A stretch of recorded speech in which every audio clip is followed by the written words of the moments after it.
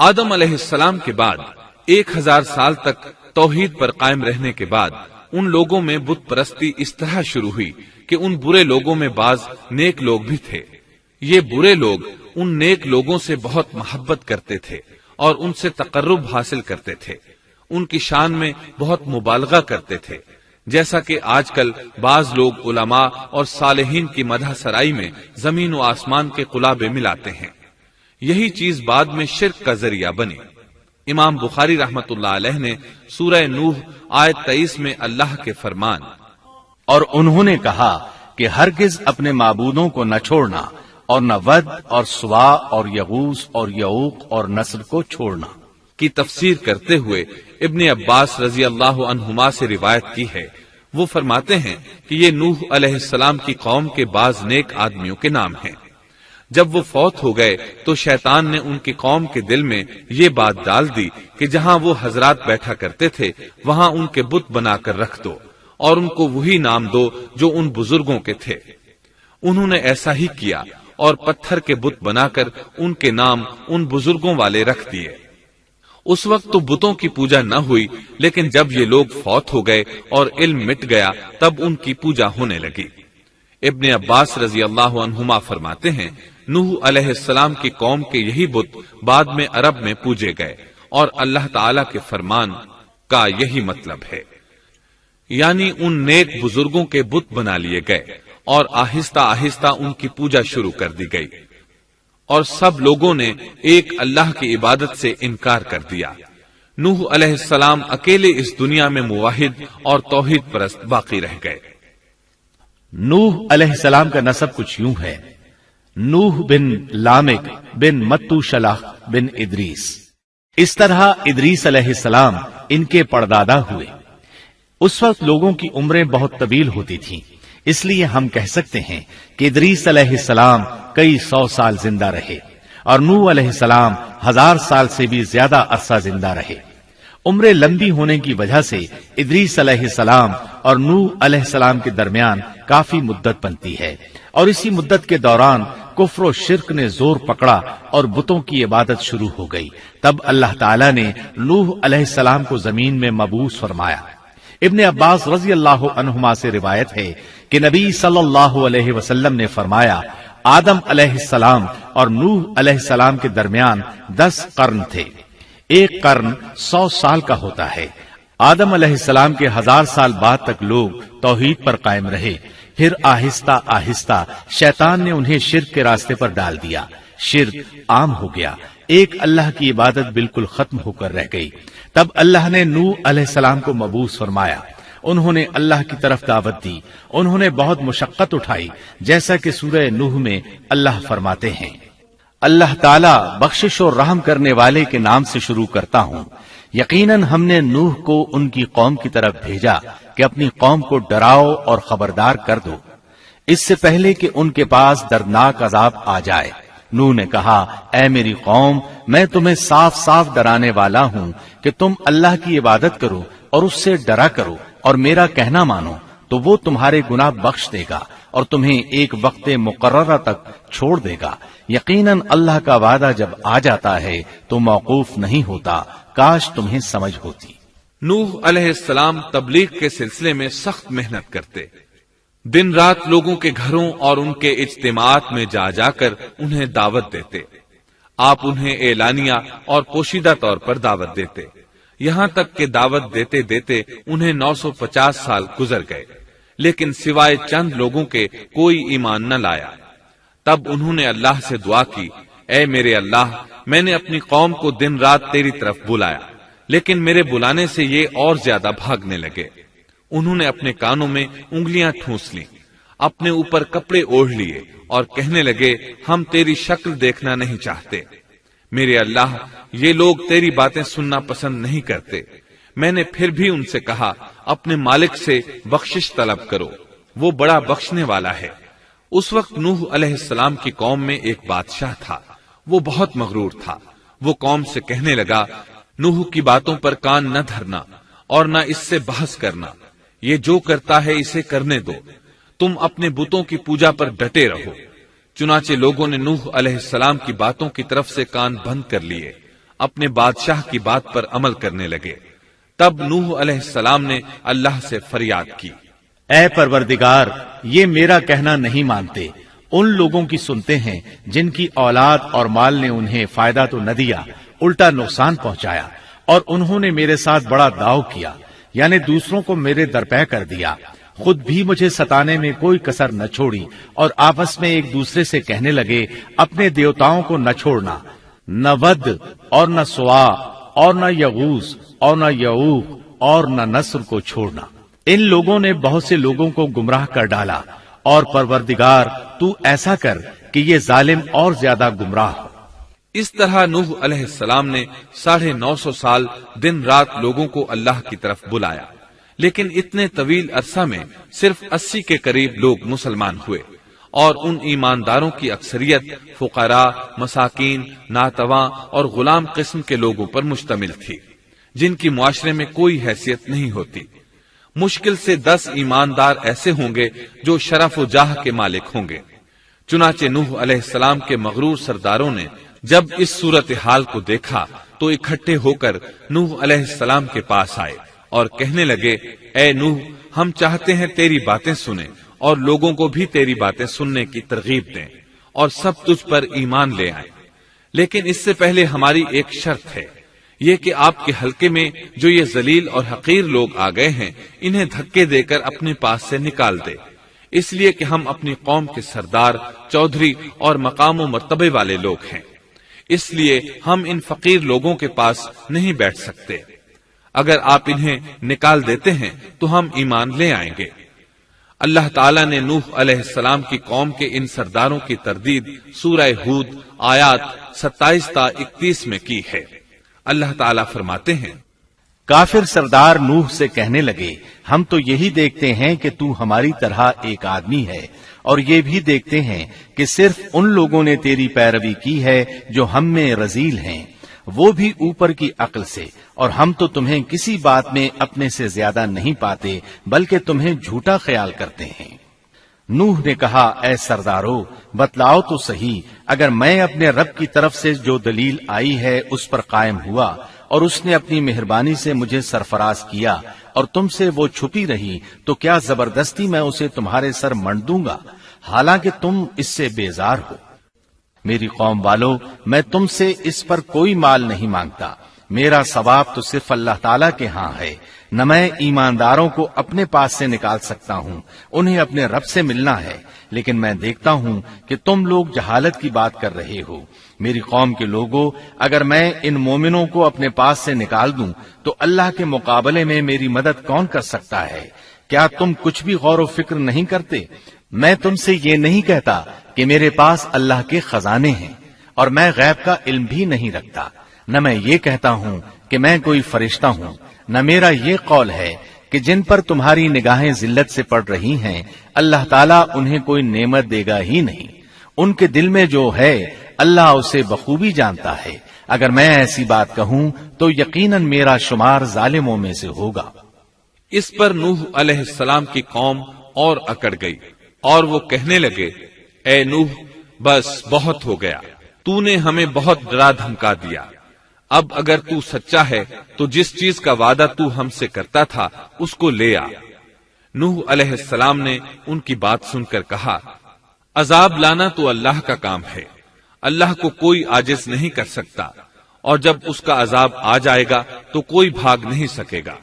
اس کے بعد نوح علیہ السلام کی قوم کا ان سے آمنا سامنا ہوا تو انہوں نے ان سے کہا، اے میری قوم، اگر تم پر یہ گراں گزرتا ہے کہ میں تم میں رہتا ہوں اور تمہیں اللہ کی باتیں سنا رہا ہوں، تم اس سے چڑھتے ہو اور مجھے نقصان پہنچانے کے درپے رہتے ہو، تو سنو، میں صاف کہتا ہوں، مجھے تمہارا کوئی خوف نہیں، تمہاری کوئی پرواہ نہیں، تم سے جو ہو سکے کر گزرو، میرا جو بگاڑ سکتے ہو بگاڑ لو، تم اپنے شریکوں اور جھوٹے معبودوں کو بھی بلا لو اور مل جل کر مشورے کر کے بات کھول کر پوری قوت کے ساتھ مجھ پر حملہ کرو، تمہیں قسم ہے تم میرا جو بگاڑ سکتے ہو بگاڑ لو، اس میں کوئی کسر اٹھا نہ رکھو، مجھے بالکل مہلت نہ دو، اچانک مجھے گھیر لو، میں بالکل بے خوف ہوں، اس لیے کہ تمہارے راستے کو میں باطل جانتا ہوں، میں حق پر ہوں، حق کا ساتھی اللہ ہوتا ہے، میرا بھروسہ اسی عظیم ذات پر ہے، مجھے اس کی قدرت کی بڑائی معلوم ہے۔ نوح علیہ السلام نے واضح الفاظ میں اپنی قوم کو چیلنج دیا، لیکن کسی میں طاقت نہ ہوئی کہ وہ نوح علیہ السلام کا مقابلہ کر سکے۔ چنانچہ کہنے لگے، اسے چھوڑ دو، یہ مجنون اور بے وقوف ہے، نعوذ باللہ۔ بہرحال معاملہ اسی طرز پر چلتا رہا، یہاں تک کہ سال ہر سال گزر گئے، لیکن کوئی مسلمان نہ ہوا۔ پھر پہاڑ پر رہنے والے لوگ روز بروز برائی میں ترقی کرتے چلے گئے، اور جو لوگ شروع میں ایمان لائے تھے ان کے علاوہ اور کوئی شخص ایمان نہ لایا۔ نوح علیہ السلام انہیں مسلسل دعوت دیتے رہے مگر بے اثر، یہاں تک کہ اللہ تعالیٰ نے نوح علیہ السلام کی طرف وحی کی کہ اب کوئی شخص ایمان نہیں لائے گا۔ اللہ تعالیٰ سورہ ہود میں فرماتے ہیں، نوح کی طرف وحی کی گئی کہ آپ کی قوم میں سے جو ایمان لا چکے ہیں ان کے سوا اور کوئی اب ایمان نہیں لائے گا، پس آپ ان کے کاموں پر غمگین نہ ہوں۔ مطلب یہ تھا کہ آپ غم نہ کریں، اللہ کا حکم اب پورا ہونے والا ہے۔ غور فرمائیں، نوح علیہ السلام کے جذبے کو دیکھیے، مسلسل 950 سال تک دعوت دیتے رہے، لوگ انہیں جھٹلاتے رہے، لیکن پھر بھی ان سے نا امید نہ ہوئے۔ اب جب کہ اللہ کی طرف سے وحی آ گئی کہ ان میں سے اور کوئی ایمان نہیں لائے گا اور کسی میں طاقت نہیں کہ انہیں ہدایت عطا فرمائے، تو نوح علیہ السلام نا امید ہو گئے اور انہوں نے اپنی قوم پر بد دعا کی۔ اس کا ذکر اللہ تعالیٰ نے سورہ نوح آیات 26 تا 28 میں کیا ہے۔ نوح نے کہا، اے میرے پروردگار، تو روئے زمین پر کسی کافر کو رہنے سہنے والا نہ چھوڑ، اگر تو انہیں چھوڑے گا تو یہ یقیناً تیرے اور بندوں کو بھی گمراہ کر دیں گے، اور ان کے ہاں جو اولاد ہوگی وہ بھی بدکار ناشکرے ہوں گے۔ اے میرے پروردگار، تو مجھے اور میرے ماں باپ کو اور جو بھی ایماندار ہو کر میرے گھر آئے اور تمام مومن مردوں اور عورتوں کو بخش دے، اور کافروں کو سوائے ہلاکت کے اور کچھ نہ دے۔ اللہ تعالیٰ فرماتے ہیں کہ جب نوح علیہ السلام نے ہمیں مدد کے لیے پکارا تو پھر ہم نے اس کی مدد کی اور اسے ایک بڑی کشتی بنانے کی وحی کی، لیکن نوح علیہ السلام نہیں جانتے تھے کہ وہ اتنی بڑی کشتی کیسے بنائے، اور نہ ہی وہ بڑھئی تھے کہ اس کام سے واقف ہوتے۔ اس لیے اللہ تعالیٰ نے ان کی طرف یہ وحی کی کہ ہماری آنکھوں کے سامنے اور ہماری وحی کے مطابق ایک کشتی تیار کرو۔ اللہ نے وحی کے ذریعے ان کی رہنمائی کی کہ وہ اس طرح کریں، اور مزید تعلیم کے لیے جبرائیل علیہ السلام کو بھیج دیا۔ وہ انہیں بتلاتے گئے کہ اس طرح کشتی تیار کرو۔ نوح علیہ السلام ایک پہاڑ پر رہتے تھے، ان کے ارد گرد درخت نہیں تھے، نہ پانی تھا، چنانچہ انہوں نے بہت سے درخت اگائے، پھر ان کو کاٹا اور پہاڑ پر بیٹھ کر کشتی تیار کرتے رہے۔ آپ بڑے بڑے تختے بناتے اور لوہا لاتے اور ان سے کیل تیار کرتے، پھر ان کیلوں کو تختوں میں ٹھوکتے، آپس میں ان تختوں کو ملاتے، یہاں تک کہ ایک بہت بڑی مضبوط اور دیو ہیکل کشتی تیار ہو گئی۔ ایک روایت کے مطابق نوح علیہ السلام نے اس کو 100 سال میں تیار کیا۔ یہ تھی وہ کشتی جسے نوح علیہ السلام نے اللہ کی ہدایت کے مطابق تیار کیا تھا۔ سورۃ القمر آیت 13 میں ارشاد ہوتا ہے، اور ہم نے نوح کو اس کشتی میں سوار کیا جو تختوں اور کیلوں سے بنی ہوئی تھی۔ نوح علیہ السلام نے دعوت کا کام چھوڑ دیا اور کشتی بنانے لگے۔ وہ لوگ جب انہیں کشتی بناتے دیکھتے تو ان کا مذاق اڑاتے، کہتے، نوح پہلے تو نبی تھا، اب بڑھئی بن گیا۔ مزید کہتے، یہ کیسا مجنون ہے کہ پہاڑ پر کشتی بنا رہا ہے، تعجب ہے اس پر۔ اللہ نے ان کافروں کے مذاق کا ذکر سورہ ہود آیات 38 اور 39 میں کیا ہے۔ نوح کشتی بنانے لگے، اس کی قوم کی جو جماعت اس کے پاس سے گزرتی وہ اس کا مذاق اڑاتی۔ وہ کہتے، اگر تم ہمارا مذاق اڑاتے ہو تو ہم بھی تم پر ایک دن ہنسیں گے جیسے تم مسخرہ پن کر رہے ہو۔ تمہیں بہت جلد معلوم ہو جائے گا کہ کس پر عذاب آتا ہے، جو اسے رسوا کرے اور اس پر ہمیشہ کا عذاب اتر آئے۔ اس کشتی کا حلیہ ابن عباس رضی اللہ عنہما سے ایک روایت میں یوں آیا ہے۔ وہ بیان کرتے ہیں کہ نوح علیہ السلام نے پہاڑ پر ایک کشتی تیار کی اور اسے تارکول سے لت پت کیا۔ اسی وقت سے تارکول کا ظہور ہوا۔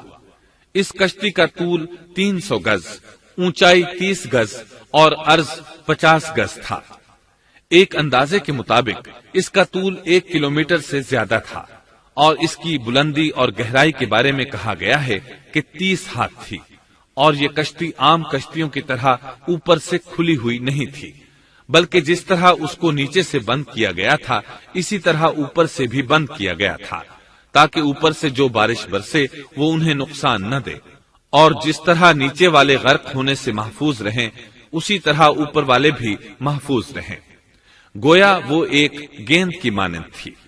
اس میں الگ الگ 3 درجے بنائے گئے تھے، ہر درجے میں ایک دروازہ تھا، اور یہ 3 دروازے اس طرح تھے کہ ہر دروازے کے اوپر ایک دروازہ تھا۔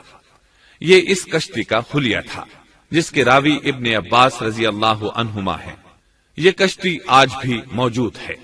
اللہ تعالیٰ نے اس کشتی کو بطور عبرت اور نشانی کے باقی رکھا ہے، جیسا کہ اللہ تعالیٰ فرماتے ہیں، اور بے شک ہم نے اس واقعے کو نشانی بنا کر باقی رکھا، پس ہے کوئی نصیحت حاصل کرنے والا۔ اس صدی میں علماء کے ایک گروہ نے اس کشتی کو ترکی کے ایک پہاڑ پر پا لیا ہے۔ اب وہ 2 ٹکڑوں میں تقسیم ہو چکی ہے۔ اس کا حلیہ وہی تھا جو بیان ہوا۔ اللہ کا فرمان سچا ثابت ہو گیا کہ ہم نے اس کو نشانی بنا کر باقی رکھا ہے۔ اس کے بعد طوفان آیا۔ اللہ تعالیٰ نے نوح علیہ السلام کو اس طوفان کے ظہور کی ایک نشانی اور علامت بتلائی تھی۔ نوح علیہ السلام کے گھر میں ایک تنور تھا۔ اللہ نے فرمایا، جب یہ تنور جوش مارنے لگے اور پانی اس سے ابلنے لگے تو سمجھ لینا اللہ کا وعدہ آ گیا۔ چنانچہ اس وقت مومنوں کو اور اپنے اہل و عیال کو اور زمین پر بسنے والے تمام جانوروں کا جوڑا جوڑا اس کشتی میں سوار کر لینا۔ تنور سے کیا مراد ہے، اس کے متعلق مفسرین میں اختلاف ہے۔ بعض کہتے ہیں کہ اس سے مراد ایک چشمہ ہے جو زمین سے نکلتا ہے، لیکن راجح روایات کے مطابق اس سے مراد معروف تنور ہے جس میں آگ جلا کر روٹیاں پکائی جاتی ہیں۔ یہ تنور نوح علیہ السلام کے گھر میں تھا، اور اسی کو اللہ نے طوفان کے آنے کی علامت بتایا اور فرمایا کہ جب یہ پھوٹ پڑے اس وقت ہر چیز کا جوڑا جوڑا کشتی پر سوار کر لینا۔ اللہ تعالیٰ سورہ ہود آیت 40 میں فرماتے ہیں، یہاں تک کہ جب ہمارا حکم آ پہنچا اور تنور ابلنے لگا، ہم نے کہا اس کشتی میں ہر قسم کے جوڑے دوہرے سوار کر لیں، اور اپنے گھر کے لوگوں کو بھی سوائے ان کے جن پر پہلے سے بات پڑ چکی ہے، اور سب ایمان والوں کو بھی۔ اس کے ساتھ ایمان لانے والے بہت ہی کم تھے۔ کشتی میں سوار ہونے والوں کی تعداد 80 بتائی جاتی ہے۔ چنانچہ جب تنور جوش مارنے لگا تو نوح علیہ السلام کشتی میں سوار ہو گئے۔ کشتی ان کی بستی میں لوگوں سے دور پہاڑ پر تھی۔ اللہ کی قدرت کہ تمام قسم کے جانور بھی کشتی کے پاس آ گئے۔ نوح علیہ السلام نے انہیں بھی سوار کر لیا۔ اللہ تعالیٰ سورۃ القمر آیات 11 اور 12 میں فرماتے ہیں، پس ہم نے آسمان کے دروازوں کو زور کی بارش سے کھول دیا اور زمین کے چشموں کو جاری کر دیا، پس اس کام پر جو پانی مقرر کیا گیا تھا خوب جمع ہو گیا۔ آسمان سے نازل ہونے والا اور زمین سے نکلنے والا پانی کتنا تھا اس کا اندازہ اللہ ہی کو ہے۔ بہرحال اس پانی نے زمین پر رہنے والے انسان، چوپائے، حیوانات، غرض ہر چیز کو غرق کر دیا۔ اس بارے میں اللہ فرماتے ہیں، نوح نے اپنی قوم سے تنگ آ کر ہمارے حضور دعا کی، ہم تو ہیں ہی بہترین طور پر دعاؤں کے قبول کرنے والے۔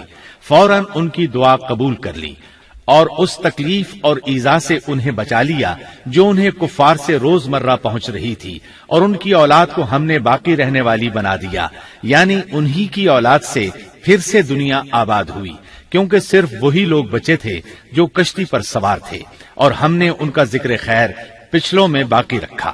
نوح علیہ السلام پر تمام جہانوں میں سلام ہو۔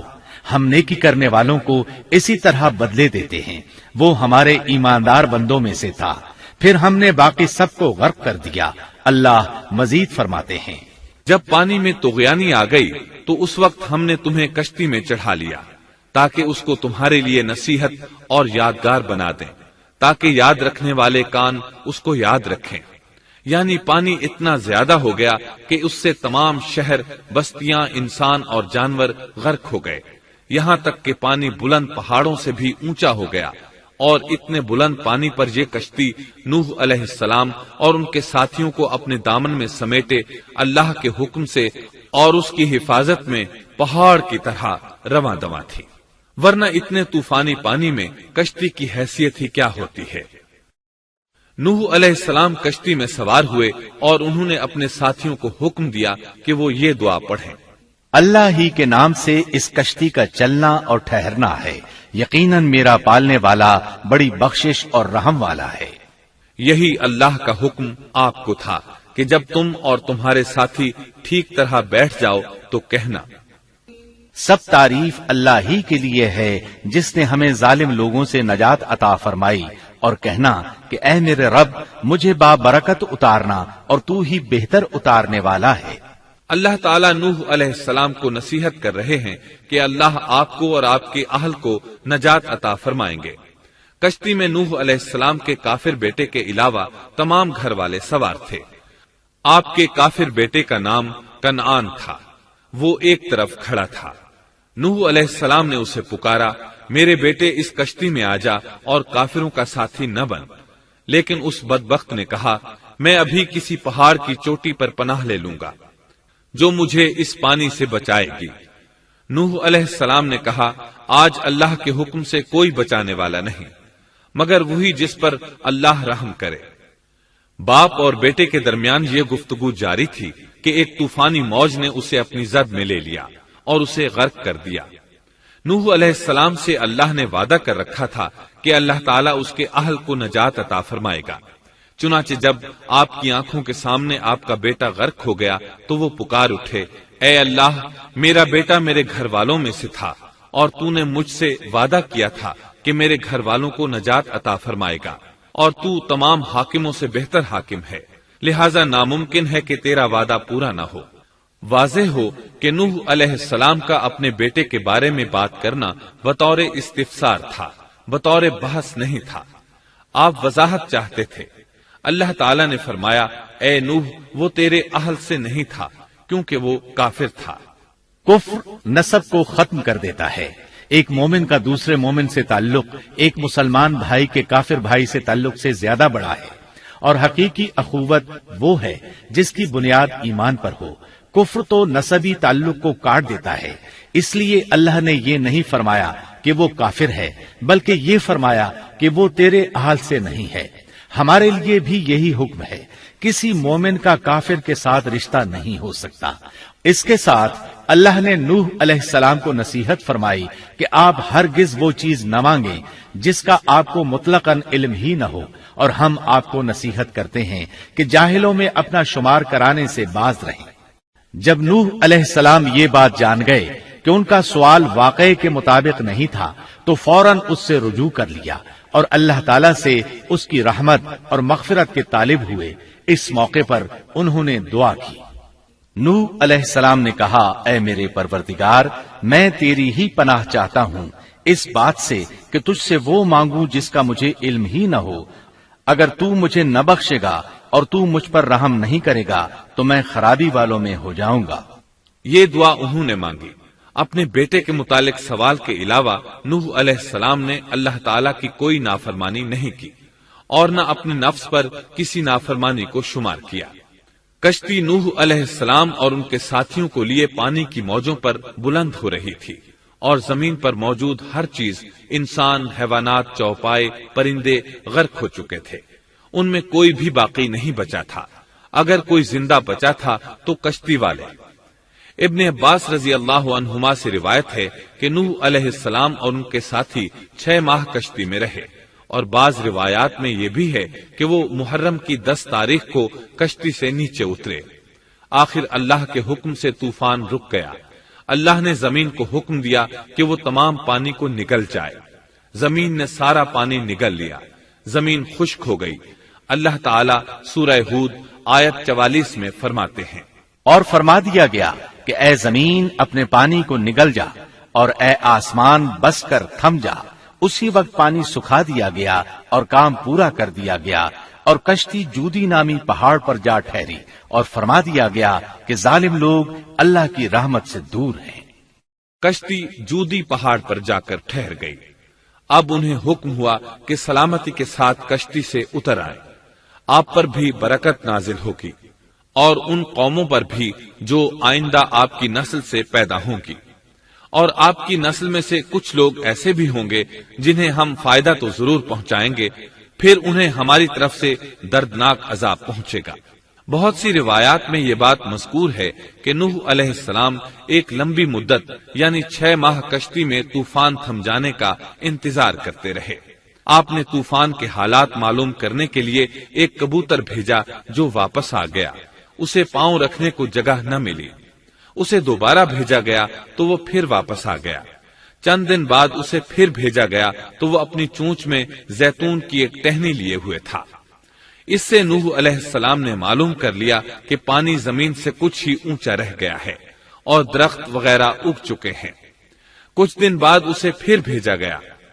اس مرتبہ وہ واپس لوٹا تو اس کے پاؤں خاک آلود تھے۔ نوح علیہ السلام نے سمجھ لیا کہ طوفان رک گیا اور زمین خشک ہو چکی ہے۔ سیرت کی کتب میں یہ واقعہ موجود ہے۔ اسی کی بنیاد پر سیرت نگاروں کا کہنا ہے کہ کبوتر کا آنا سلامتی کی علامت تھا اور اس کی چونچ میں زیتون کی ٹہنی نوح علیہ السلام کی بادشاہت کی طرف اشارہ تھا۔ اس طرح نوح علیہ السلام زمین پر اتر آئے۔ اس وقت اولاد آدم میں سے کوئی انسان سوائے ان لوگوں کے زندہ نہیں بچا تھا۔ جزیرہ عرب، فلسطین اور ان کے ارد گرد کا علاقہ غرق ہونے سے محفوظ رہا۔ ان کے علاوہ تمام زمین غرق ہوئی تھی۔ سب کے سب طوفان کی نذر ہو گئے۔ صرف نوح علیہ السلام سے اولاد پیدا ہوئی اور زمین میں ان کی اولاد کے علاوہ اور کسی کی نسل باقی نہ رہی۔ اسی وجہ سے نوح علیہ السلام کو آدم ثانی اور ابو البشر ثانی کہا جاتا ہے، کیونکہ تمام کے تمام بشر انہی کی طرف منسوب ہیں۔ سورۃ الصافات آیات 75 تا 77 میں اسی طرف اشارہ ہے۔ اور ہمیں نوح نے پکارا تو دیکھ لو کہ ہم کیسے اچھے دعا قبول کرنے والے ہیں۔ ہم نے اسے اور اس کے فرمانبرداروں کو اس زبردست مصیبت سے بچا لیا۔ اس کی اولاد ہم نے باقی رہنے والی بنا دی۔ ایک دوسرے مقام پر اللہ تعالیٰ دیگر امم اور رسولوں کے متعلق کلام کرتے ہوئے فرماتے ہیں، اے ان لوگوں کی اولاد جنہیں ہم نے نوح کے ساتھ چڑھا لیا تھا، وہ ہمارا بڑا ہی شکر گزار بندہ تھا۔ نوح علیہ السلام کے 3 بیٹے تھے، سام، حام اور یافس۔ سام کی نسل زیادہ تر سفید رنگت کی تھی اور بہت کم لوگ ان میں سیاہ فام تھے، البتہ کچھ ان میں گندمی تھے۔ حام کی اولاد کی اکثریت سیاہ فام تھی، ان میں بہت کم لوگ سفید رنگ کے تھے، اور یافس کی اولاد سرخی مائل رنگ کی تھی۔ عرب اور بنو اسرائیل سام کی اولاد ہیں، تمام حبش حام کی اولاد ہیں، ترک اور مشرقی ایشیا کے لوگ یافس کی اولاد ہیں۔ طوفان کے بعد نوح علیہ السلام اللہ کے بندوں میں 350 سال تک زندہ رہے، اور وہ اللہ کے قول عبدن شکورن کے مصداق تھے۔ پھر نوح علیہ السلام فوت ہو گئے۔ راجح ترین روایات کے مطابق آپ مکہ میں دفن ہوئے۔ ایک دوسری روایت کے مطابق آپ لبنان میں دفن ہوئے۔